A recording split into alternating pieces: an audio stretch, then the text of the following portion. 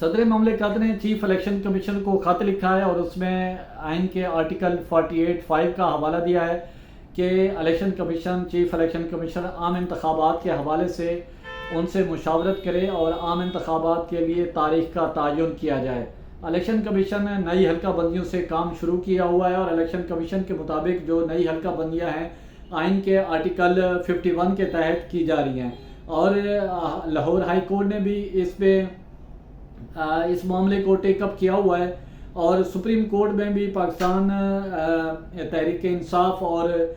Supreme court bar भी election commission में गई हुई है। अब वो मामला सुप्रीम कोर्ट में भी ज़ेर समात है और साथ सदर ने ही इलेक्शन कमीशन और चीफ इलेक्शन कमीशन को बुलाया है कि वो इसमें आके उनसे मुशावरत करें कि तारीख पर क्या सूरत हाल है और क्या आइंदा की हिकमत अमली है। आपको याद होगा कि माजी में भी इलेक्शन कमीशन ने सदर ममलिकत ने इलेक्शन कमीशन को चीफ इलेक्शन कमीशन को बुलाया था और इलेक्शन कमीशन का इजलास हुआ था, तो चीफ इलेक्शन कमिश्नर सदर ममलिकत से मुलाकात के लिए नहीं गए थे। तो आज भी इलेक्शन कमीशन का इजलास हुआ है, उसमें तवील मुशावरत की गई है और उस खत के लीगल पहलू का जायज़ा भी लिया गया है और इलेक्शन कमीशन ने इस हवाले से यानी कि जुमरात कल एक अहम इजलास तलब किया है और उसमें फिर मुशावरत की जाएगी कि आया चीफ इलेक्शन कमीशन को सदर ममलिकत से मुलाकात के लिए जाना चाहिए या फिर secretary election commission Umar Hameed Khan को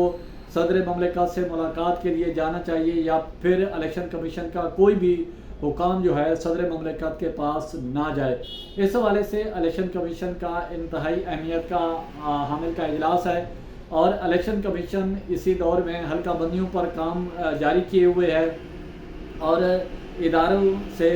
मुरासला भी भेजा इलेक्शन कमीशन ने कि जो ज़रूरी डाटा है वो इलेक्शन कमीशन को फराहम किया जाए और सुबह इलेक्शन कमीशन को इस हवाले से जो हिदायत है वो भी जारी कर दिया और टेलीफोन भी इलेक्शन कमीशन ने मुतालिका इदारों को किया है और उनको एक याद दहानी के तौर पर वो उनसे ये हल्का बंदियों के हवाले से मामला टेकअप किया है। और दूसरी तरफ इलेक्शन कमीशन ने सियासी जमातों के सरबराहों या उनके नुमाइंदों को मुख्तलिफ डेट दी है। पाकिस्तान तहरीक इंसाफ के जो नुमाइंदे हैं उनको 24 अगस्त दिया है, जमीयत उलमा इस्लाम मौलाना फजल रहमान के नुमाइंदों को भी 24 अगस्त दिए और 3 बजे बुलाया है और PTI के नुमाइंदे को 24 अगस्त को बुलाया और दिन 11 बजे का वक्त दिया है मुलाकात का। और पाकिस्तान पीपल्स पार्टी साबिक सदर आसिफ अली जरदारी या उनका कोई नुमाइंदा है वो 29 अगस्त को इलेक्शन कमीशन में आएगा और चीफ इलेक्शन या इलेक्शन कमीशन हुकाम से मुलाकात करेगा और आइंदा के आम इंतखाबात के हवाले से हल्का बंदियों के हवाले से जो मामलात हैं वो ज़ेर गौर लाए जाएंगे। आप देख रहे हैं यह है कि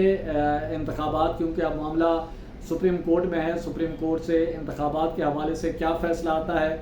क्या मामलात आगे बढ़ पाते हैं हल्का बंदियों के हवाले से और हल्का बंदियों के लिए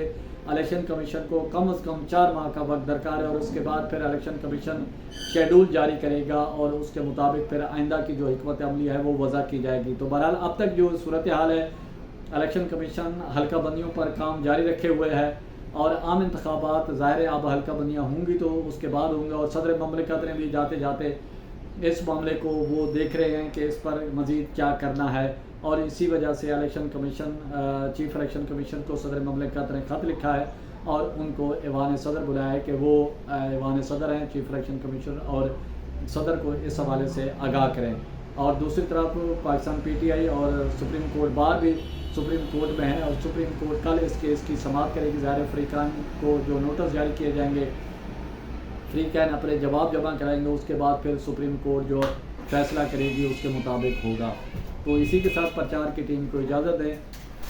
अपने गिरदो नवा का ख़ास ख्याल रखें, लोगों के लिए आसानियाँ